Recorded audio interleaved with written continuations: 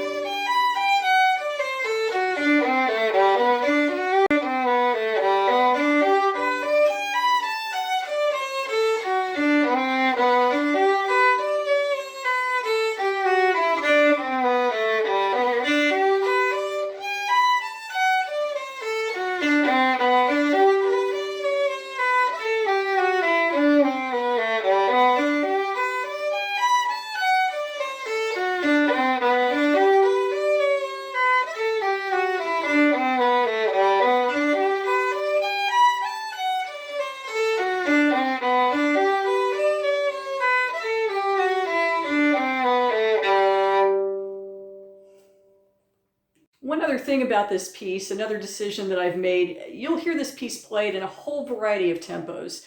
The Germans play it at a clip. They just play it really fast. The Dutch also play it at a clip, maybe not quite as fast as the Germans. You'll also hear it played in a very moderate, stately tempo, and that's actually the tempo I prefer. I'm not going to play it that way just because I'm not a top player and can't do it justice at a clip, but because I actually like the stateliness of it at a more moderate tempo. Bach, I've written an essay, it's down in the links, I've linked it, on some of the decisions he made when he was writing music. And one of those decisions was driven by his patron, Prince Leopold, who was a violist and wanted to sit in with the group and play. So yeah, the composer made sure that he wasn't writing something that was going to reveal that the prince was not the best technical player in the room when he sat in with his string players. Let's go.